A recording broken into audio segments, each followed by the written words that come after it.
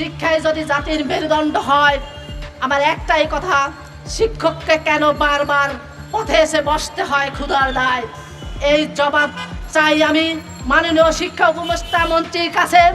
আমি জবাব চাই অন্তর্বর্তীকালীন সরকার ডক্টর ইউনূস স্যারের কাছে। যেদিন ৩৬শে জুলাই আমরা ২৪-এর গণ উত্থানে রাজপথ থেকে চেয়েছিলাম, পথে যাওয়ার পথে এক রাজনৈতিক দল আমাকে আহ্বান করেছিল।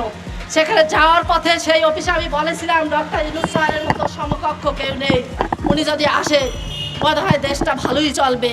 তা আমি আমার সেই গর্বের কথাটা বাঁচাতে চাই, অন্তর্বর্তীকালীন সরকারের কাছে জানাতে মেসেজ পাঠাতে চাই সকল প্রিন্ট মিডিয়ার ভাইদের মাধ্যমে। আমার স্বতন্ত্র ইবতেদায়ী মাদ্রাসা শিক্ষক শিক্ষিকাদেরকে যেন আর খালি হাতে ফিরে যেতে না হয়। ভুলে যাব প্রশাসনিক ভাইদের অত্যাচারের কথা, টিয়ার চালের কথা, গুলির কথা, ভুলে যাব গতকালকের পানির কথা। যদি আমাদেরকে জাতীয়করণের ঘোষণা দিয়ে দেন, আর যদি জাতীয়করণের ঘোষণা না পাই, বলে দিলাম এই ঢাকা শহরকে আমি ৫ লাখ পরিবারের সন্তান সহ উপস্থিত করে ঢাকার শহর আমি রাস্তাঘাট অচল করে দিব। কারণ জন্ম যখন হয়েছে, মৃত্যু একদিন হবে।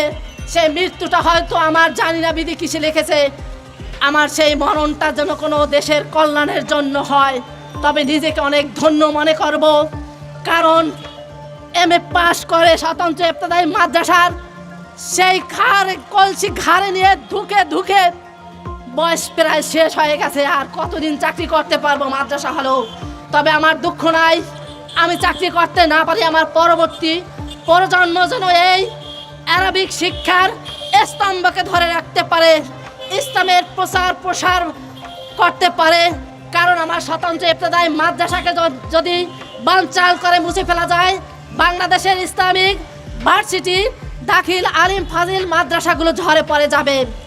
কারণ এই ৯৫% মুসলিম কান্ট্রির দেশ হলেও আরবি শিক্ষাকে গুরুত্ব দেন না। আমার দিকে তাকিয়ে দেন, যদি বলি আরবি পড়াবে, কত বলে জানেন? ১,০০০ টাকা।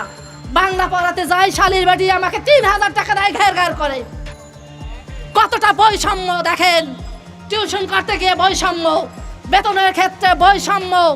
যখন বৈষম্য বিরোধী আন্দোলনে অংশগ্রহণ করেছিলাম, তখন থেকেও বলেনি তুমি স্বতন্ত্র ইবতেদায়ী শিক্ষিকা, তুমি সরে যাও, তোমার সন্তানকে মাঠ থেকে নিয়ে যাও।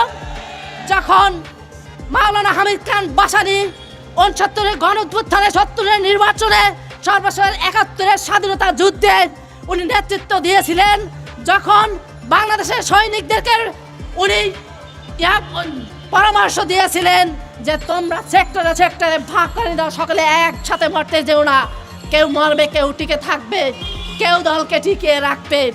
তখন তো বলেনি। আজ সেই মাওলানা হামিদ খান ভাসানীর অনুসারীরা এখনো বেঁচে আছে, মরে যায়নি।